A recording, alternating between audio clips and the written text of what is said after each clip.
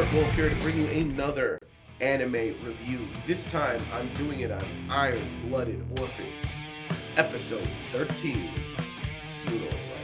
Now, in case you guys are wondering, some people have gotten this out to you maybe a week sooner than me. I mean, I'm only a few days late, maybe 2 days late. And why that is, I'm going by the release date schedule of Crunchyroll. I'm a premium member. It's supposed to be, simulcasting, but for some reason it's listed under the simulcast list, and I know it's a week behind because I see other people's reviews out of this series a little bit sooner than me, and hey, I don't feel like fishing around for it. I pay for the service. I get to you the reviews when they come to me, then I give them to you. You know what I mean? The only one I do fish for is Dragon Ball, and sometimes that's harder to find than others. Sometimes the sites I use are slacking, and I have to find different sites. So that's a different, that it's hard enough hunting for one anime. I don't want to hunt for them all. Also, there was no Yushio and Tora this week. I actually got to research that a little better. I don't know if they're taking a season break or not, but they did show me scenes to the next episode, so I thought they were just going to keep going. So I don't know. I'll look at that up and figure that out. But there was definitely no Yushio and Tora last week. So, but you are getting this review out of me.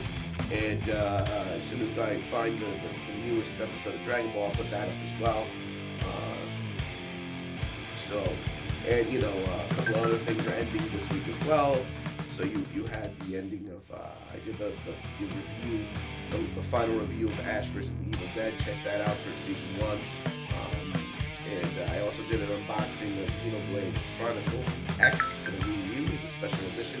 Check that out if you're interested to see what that looks like. All right, straight into the review now. Basically, half this episode is basically the continuation of the battle in the previous episode and the consequences of that battle. We experienced loss in this one.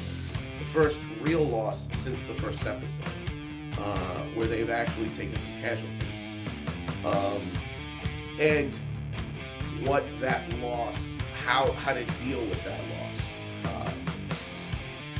So obviously,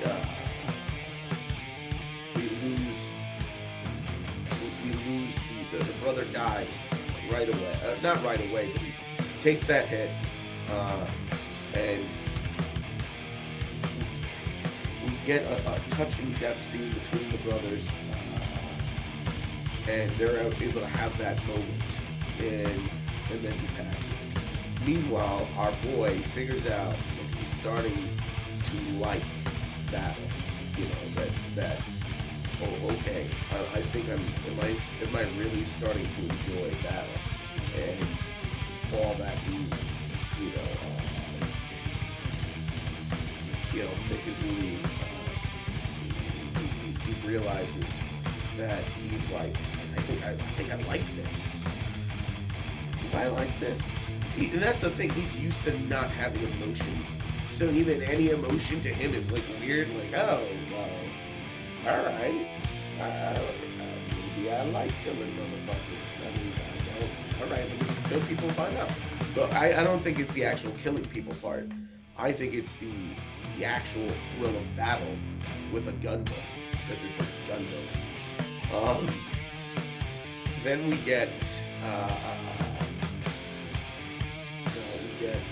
we also, like I said, the thing with Akahiro's brother and Akihiro was very touching. Mikazui, man, I am butchering his name every time I say it, but he kind of avenges the death there by killing the dude responsible. But that mobile suit that he uses is awesome. Also, the boarding party takes out the lead, is taking out the members of the crew of the ship that they're boarding. Now, one thing about this is is they weren't trying to kill any of the kids that were on board. And he was like, hey man, we're not your enemy, we're not here to kill you. And they moved on, and as part of the party was moving, the kids attacked. And before the leader of the group could do anything about it, the people that were attacked, the ones who didn't get killed right away, fired back and just took out all those kids.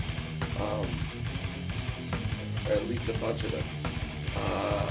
And that was traumatic. We did end up capturing some of the kids that were on board that ship, and they're like what human debris and garbage, and meanwhile Orga's like, hey man, that's alright, this is Tekadan, we're badass as fuck, sons, and you guys aren't afraid to die in space, that's make you badass as fuck, and you know what, we're gonna take you in, we're gonna send you home to Mars, we're gonna have you fed, we're gonna do odd jobs. And they're like, well, we were your enemy. And he's like, yeah, but that was your job, right? I'm like, yeah. But would you have been doing that job if you weren't forced to? They're like, no. And and they have that moment where that's the thing I wanted so much, is these poor kids are just like the members of Tekadan. They're being forced to fight them. And I have a feeling that's gonna happen a lot maybe in the show until the higher forces are dealt with. We also get to see how the other side is doing in a ballroom party, and we get some little love and attention there, and just to see how the nobles are doing. We get that contrast. It's this Orga and a conversation with the new chick, which I forget her name right now, on the ship. They get into a thing where she's like, funerals are for the living. And so they decide to hold a funeral for everybody who's died. And then one of the guys down in engineering, the old man was like, I wish we had flowers. And then they decided to bring up these fireworks. And they do the funeral rites with the fireworks. Very beautiful. Now, one thing our boy sees is he sees the captain of their other of the other ship, their bro, make out with this chick. And he's like, yeah, after one of these, I thought you were cute, made out with her. And he's like, all right, I got that. Okay, I'm feeling emotions now. You remember what you just did. The other thing is they get a ship and mobile suits out of the spoils. Now, I think the way the breakdown's going to go is they're not going to take the ship per se, and that goes to the other guys. They are taking the mobile suits, so their army is growing, so to speak, and that's badass. And Akihiro is taking the mobile suit, I believe, of the guy who killed his brother. So there's that, and that's going to be badass because you know how powerful that mobile suit is. And it has a Gundam type reactor in there, which is more than possible given how many years have passed since the Great Calamity War, and given that these reactors are highly sought after. I mean, the Gundam reactor was used to power their base back on Mars, so it is a possibility that one of these types of reactors got put into this mobile suit, and it might have possibly started off as a Gundam, but we'll know that down the road maybe. So, at the very end of the episode, our boy runs into the princess, and he ends up, he's like, right as the credits roll, she gives him a hug, and she figures, she's gonna console him, and he's like, oh shit, really? And he gives her a kiss. He's like, I just thought you were cute, and then he goes back to doing what he's doing, that's his first twinge of manhood kicking in. A little boy is becoming a man. She was like freaked out by it, and that's how the episode ends. Now, I'll say it again. This show is a war melodrama. You know what I mean? That's what this is. This is a war drama mixed with the ship from the Lost Boys. Right? This is the Lost Boys. dealing with pirates and shit. This is like the Lost Boys from Peter Pan, and they're fighting pirates. You know, this is that Lost Boys mixed with a war melodrama show. And so you get that balance of action and the consequences of that action constantly in the show.